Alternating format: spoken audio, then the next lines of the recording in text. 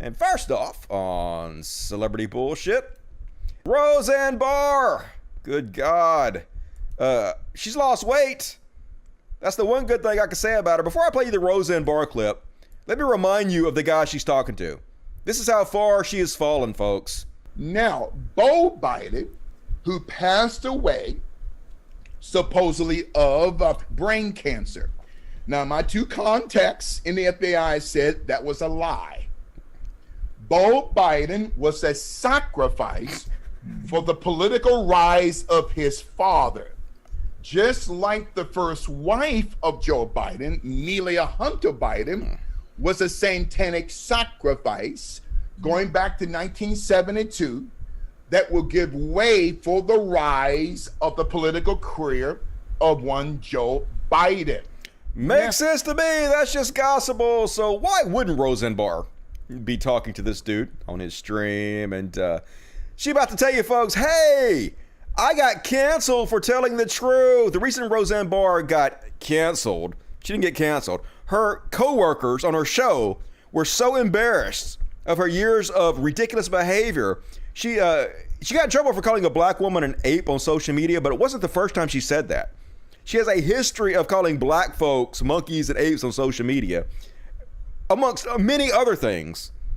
So embarrassed were her coworkers, they were like, we don't want to be associated with her anymore because silence is complicity. So they paid her millions and millions of dollars to not work. That's what being canceled is like in this country, folks. You get paid millions not to work, and that's bad. You get canceled.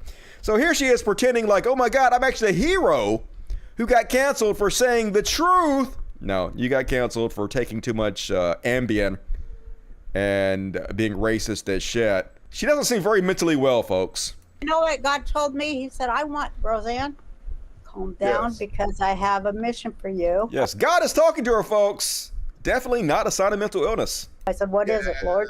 You know I'll do it. If I have proved that to you by now, even if it gets me fired and in trouble, you know I'll do it if you put it rightly to me. That's right, folks. I got fired and canceled because I listened to God, who told me to call black people monkeys and apes. Psh.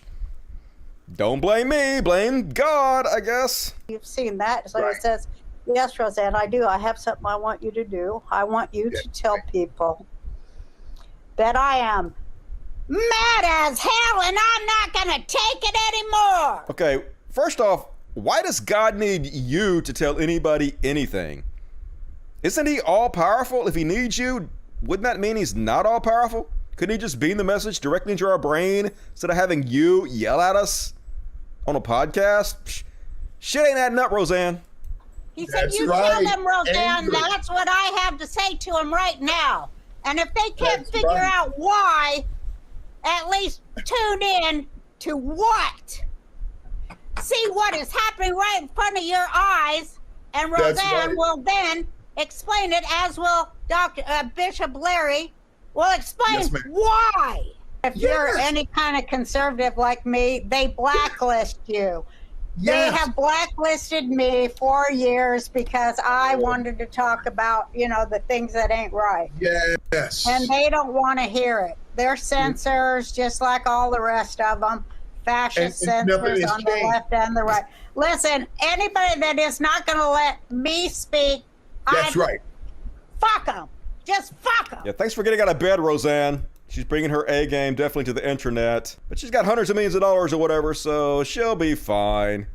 And next up, this happened just before I came on the air. Apparently this was Millie Bobby Brown's, who was on that show Stranger Things and that Godzilla movie. Of course, this is kind of the douchebag she would be dating.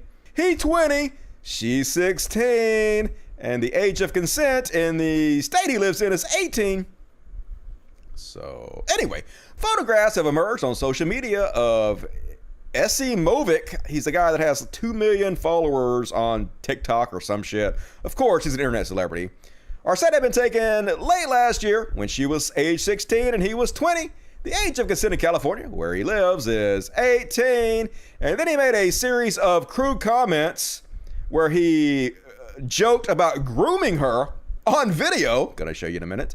And her giving him oral sex and whatnot. Yeah, that's not smart.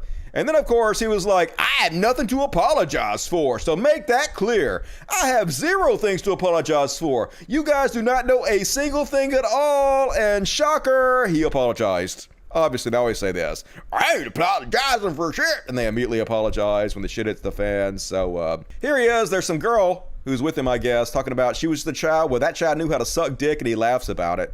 And then he says out loud, although for some reason you can't really hear it very well in this particular video, but in another video where they show it, you can hear it very well, where he says, he laughs and jokes that he was grooming her. She was just a child. Well, that child knew how to suck dick. Yeah! 16-year-old sucking a 20-year-old's dick. Hilarious. She knew how to suck that dick. She knew how to suck that dick. Yeah, classy. Yeah, I groomed her. Yeah, let me just admit that.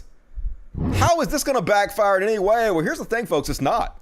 He's going to be more successful from this. He's probably already got 1 million new TikTok fans from this. Wouldn't be surprised. He's going to make bank off grooming Millie Bobby Brown, because this is how our trash society works. Like me, right now, I'm part of the problem. I'm giving him attention. Some douchebags will go probably follow him because I gave him attention. Shame, Dusty. Shame on you. Next up, celebrity bullshit. So I covered this guy last week. Remember this super alpha male country music singer who was canceled by all the woke record labels because he was just too tough and country for them. And I showed you his song where he was singing about, oh my God, I'm driving through a black neighborhood. I can't believe there's so many blacks around here. I have to lock my doors. He literally, in the song, says he called the cops and they laughed at him because he was in an all-black neighborhood. Like, what in the fuck?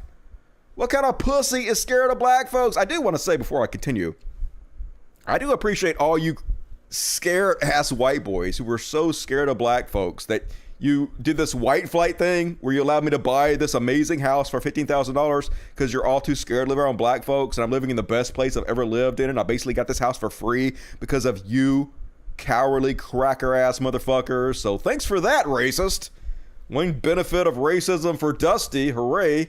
But somebody posted his latest song that has got like several million views on YouTube. And it's a pro-lynching song, folks. I had to look this up to see if this was real because I couldn't believe it was real. It's real, y'all. This is an actual song from this guy. It's time we go back to hanging them high. Let's light the torches in the middle of the night. You misspelled crosses, dude. Somewhere along the way, we've gotten way too soft. We don't need a jury when we've seen what he's done. Just build the gallows and wait for the sun. Get the vigilantes loaded up with justice for all. If this country still had balls, yeah, you remember when we had balls and we used to lynch people? Can't we go back to the good old days of vigilantes lynching people? What could possibly go wrong? Wasn't that great? Didn't it work out great for everybody when we used to do that? Can't see any problem with it. I wonder why the record companies passed on this dude. But hey, he's making millions of dollars. He's like the Tom McDonald of country music, where he's got to play the victim and try to appeal to this super right-wing, alt-right crowd by complaining and bitching about everything like the vast snowflake he is.